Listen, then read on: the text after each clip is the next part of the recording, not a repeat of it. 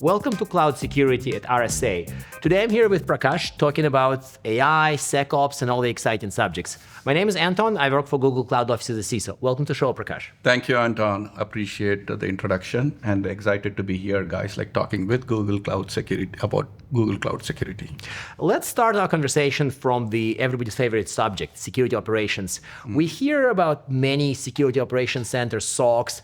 They're sort of stuck in modernization. How are you helping them? You have a lot of those projects, right? Yes, we do. When we are working with these guys, it's always the transformation is what we are talking about, not just lifting and shifting. And that has gained a lot of attention from our clients, saying that how do we transform, how do we use the new technologies that are coming in, optimize not only from the business aspects, but also from the cost effectiveness. Those are the kind of things we are having discussions on. Do you have clients who basically say, give me the new tools and keep the processes in place? Not a single client who has come and said, give me a new tool. Everybody says, here's my pain points. Yes. This is where I am going. And how do I want to approach that one? And these are the places where we are saying, instead of thinking just on one aspect, let's transform completely. Let's leverage the upcoming new technologies in such a way you are prepared for the next generation rather than just moving into a different tool. So these are enlightened clients then, because unfortunately sometimes we hear people who assume that tools, that's it. And they emphasize the processes. So I'm happy that clients understand that transformation is hard work. It's not just drop-in replacement of an old tool with a new one. Yep, they have tried those things. Tried, and now they have realized it's not going to work. Throwing another tool into the mix is not the intention here. When they come to us, by that time they are already worried about their breach response, their incident response, and all the different things they are spending money on. And they want to figure out how do we want to optimize everything end to end, have a playbook, and also use the generative AI pieces so that can minimize the number of support staff that they need. And because of the churn, that is the reason they're talking to us. So do you have some of the exciting transformation success stories when customers have really done the work, have passed through the journey, and achieved success at the end? Yes. Ideally with our tools. Yes, absolutely. And especially with your tools, we have done a couple of large engagements where we have done that transformation, where we took them from the multi-tenant environments and brought them into a single posture, and then giving them that single pane of glass to address their concerns. So from SecOps, I want to shift gears a little bit to the other favorite subject of this show and maybe of previous couple of shows, namely AI. When I think of AI and security, I think of two things. I think of securing AI, and I think of utilizing AI and Gen AI specifically for security. So where is your thinking in regards to securing AI? Probably a lot of clients struggle with, they deploy AI, but they are not sure how to secure it. So if you talk about it, we've been working very closely with you, just with your safe AI you are talking about. On PwC side, we talk about the responsible AI. This is not only about the data sets, also how do you want to monitor the data? Is there a way you can actually not have PII information in that one? Okay, so those kind of things we are talking about. The LLM models itself, how do we want to have those LLM models? Are there risk averse on those things? And also drift responses. These are a lot of different topics we are talking about. And to an extent, the clients are more concerned when they are going to use those LLMs, how is it going to drift and what's the impact they are going to have. That's the fear sometimes people have, because when they think of security, then it expands to compliance, to privacy, to safety. So I like that the responsible AI label tends to be an umbrella term over classic security, model security, compliance, privacy, and probably a few other topics.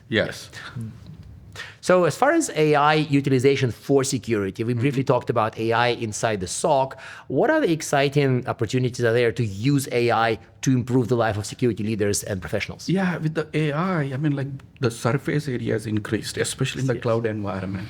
And that is where cyber offense and defense, both the aspects we have to look at it. And the defense-wise, Google has done a really good job, between the threat intelligence and the monitoring tools you are giving and how to correlate that information and real time we can give a lot of information.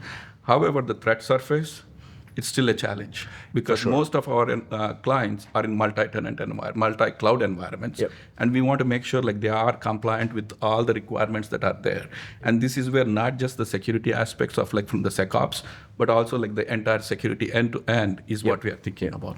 Yeah, indeed. You mentioned multi-cloud. And of course, with all the excitement about AI, we sometimes forget that some of the clients are still in the previous transformation from traditional on-premise data centers to cloud. So how are you helping clients maybe embrace the previous wave of transformation, even before AI? Yeah, so that's been a big challenge for a lot of our clients because they rushed in, they did not have enough governance. Yes. Now neither it's cost optimized, nor it's secure. I mean, like risks are higher. So this is where when we have those discussions, we are actually re-architecting the solutions in such a way, thinking about their multi-cloud environments, which one goes where, and how are we going to have everything in such a way streamlined that you can address their business challenges as well as security concerns and the regulatory compliance. It is interesting that the theme of insufficient governance is so prominent in AI conversations, but it was also prominent in cloud conversations. Yes. When people used to deal with many software as a service products and solutions, and they had to tighten the governance, and now we deal with Gen AI used by employees. So it's interesting that the lack of governance or weak governance comes up as a perennial theme. Yep, and absolutely, and that is the reason I think there is a little bit more maturity on when it comes to Gen AI. People are talking ahead of time. I mean, like, hey, do I have enough governance?